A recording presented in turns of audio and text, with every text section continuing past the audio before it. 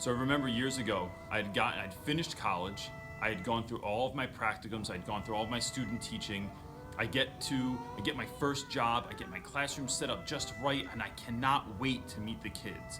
And then on that first day of school, when the bell rings and I can hear the swarm of kids coming down the hallway to my classroom, I panicked and I thought, what the hell did I get myself into?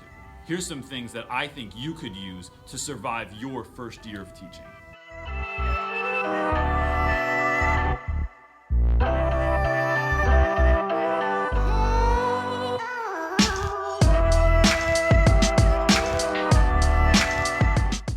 Number one thing that all teachers want to know about as soon as they start teaching is classroom management.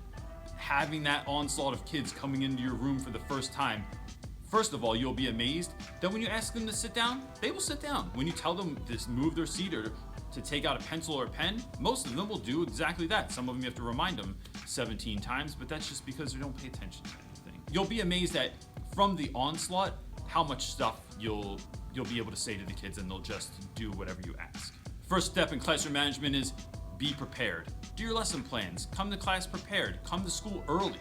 Get stuff ready ahead of time instead of waiting until the last minute. I know this seems really basic, but there's nothing worse than coming into school and something goes wrong and you're not prepared and you don't know what to do next. Be consistent.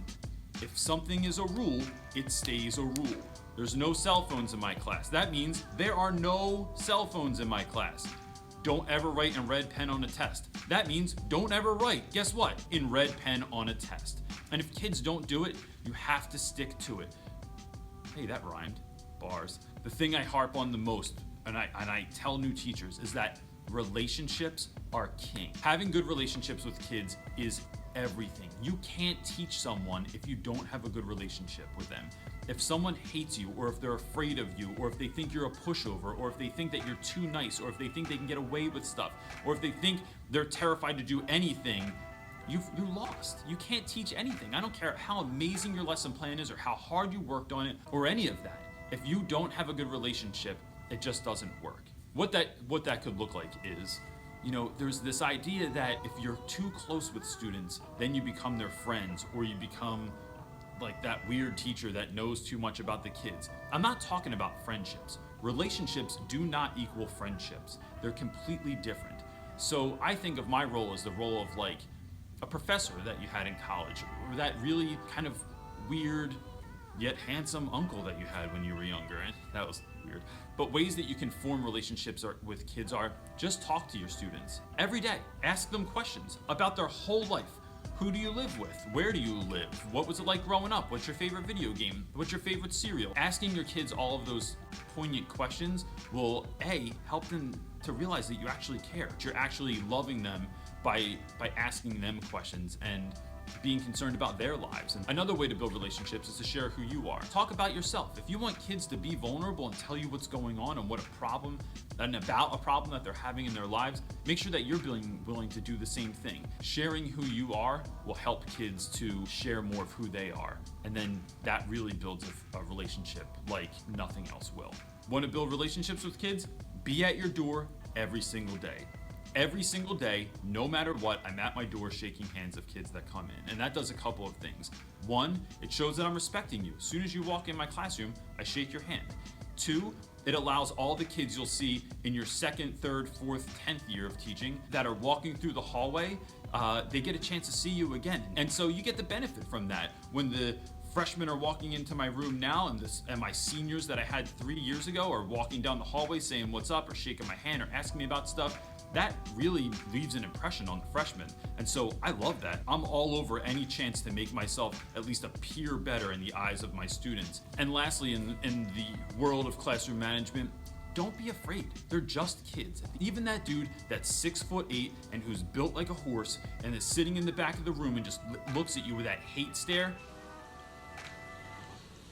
he's just a kid. That kid loves somebody and is afraid of something. All the kids want to do is be loved and to be appreciated and have your approval. Whether they show you that or not, that's all they want. So do your best to do that, to try and bridge that gap by just not being afraid of them. And if that means that something bad happens in class, you have to put your foot down, then don't be afraid to do it. They'll appreciate it. They appreciate the consistency, and they appreciate the attention and the concern for their well-being. And so at the same time that I'm saying that, I just want to remind you that fair is not always equal.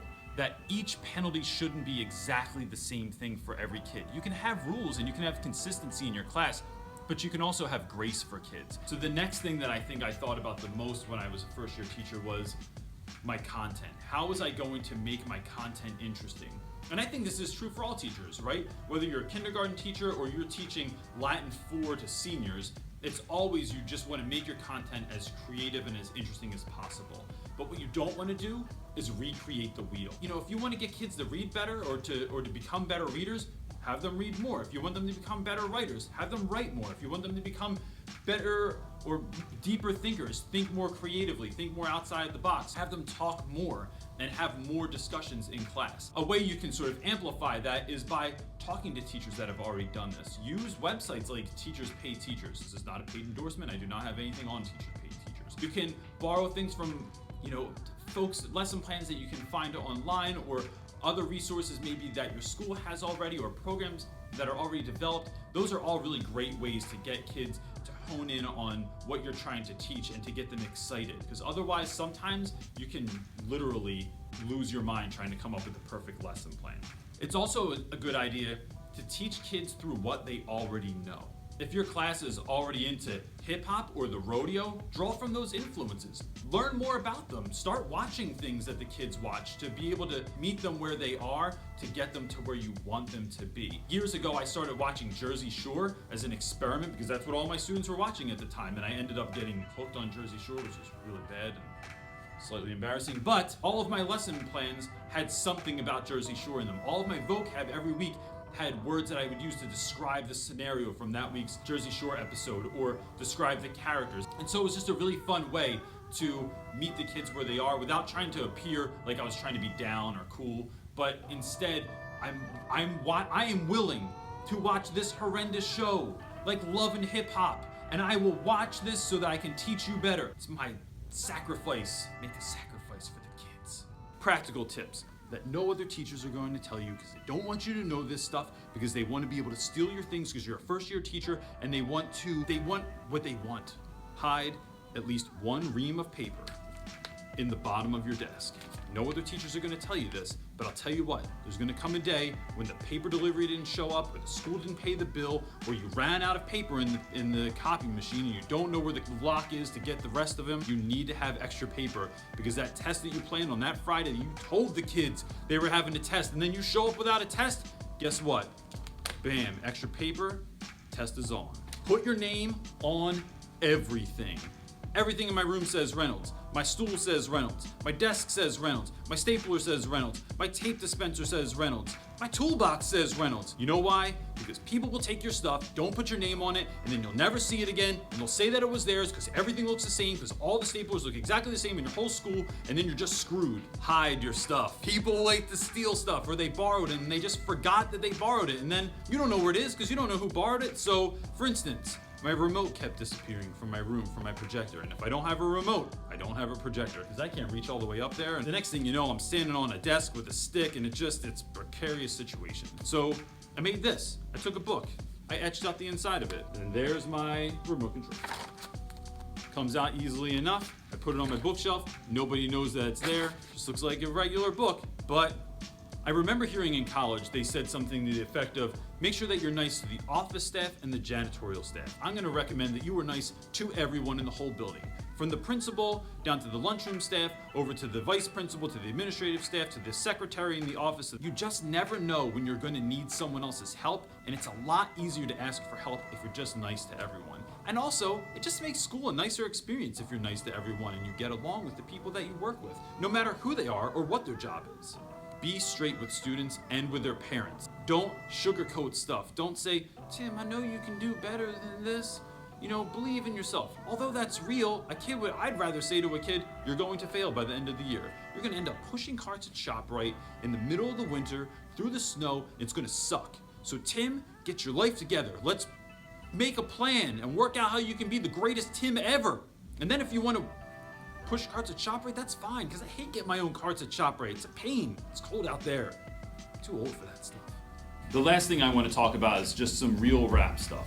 Brand new teachers. You know nothing. In fact, you know less than nothing. If you even knew that you knew nothing, that'd be something, but you don't. Yes, sir. And I say that in the nicest possible way, to just say, be humble when you start out.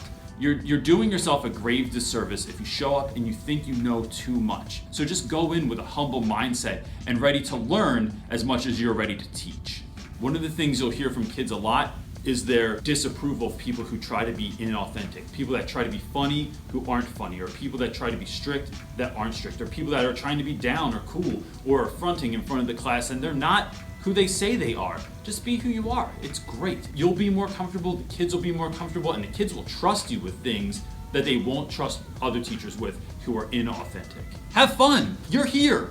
Hours a day, whether that's 6 hours a day or you're one of those crazy fools that stays at school 12 hours a day and you get there when the school opens and you leave when the school closes and you come in on weekends like I am right now. And if you don't have a particularly fun personality, hang out with people that are fun. And for those angry, miserable curmudgeons that hang out in the teacher's lounge and talk crap on everyone and hate all the children and post tons of stuff on Twitter, #teacherproblems, don't pay attention to those folks. You're gonna have a better experience at school if you surround yourself with really good people. And on that note, be friends with your coworkers. Teachers have an awful tendency to stay in their room and to just deal with students and themselves and never make friends outside of school. I am telling you this now. Your year will be infinitely better if you go to the bar with people that you work with, if you go to a restaurant with people you work with, if you go to their weddings, their bar mitzvahs. Well, I guess they're not having bar mitzvahs, otherwise they'd be like 12-year-old kids teaching school, which could still be awesome. We have something called the Secret Coalition of Awesome, which is me and 4 other teachers. We meet in my classroom every Thursday and we have lunch, and we're not allowed to just talk about school stuff. We have to talk about regular old stuff. And I'm telling you, it is completely life-giving, and it makes the rest of your day a blast because you had a break for 40 minutes. The children have not just been waiting for you. They're not sitting in a classroom lonely with no one that cares about them. They're not doing that. They might want that and they don't even know it, but they're not just sitting there waiting for you. So when you show up on the first day and you bring your A game and you're super pumped and your room looks amazing and they don't care, it's all right. You gotta work for it, man. No one falls in love with you in the first second, right? Maybe my wife did, but that's different. When all's said and done, it's only always about the kids, right? From the content that you're teaching to the way you're teaching it, to the lesson plans, to the way your room looks.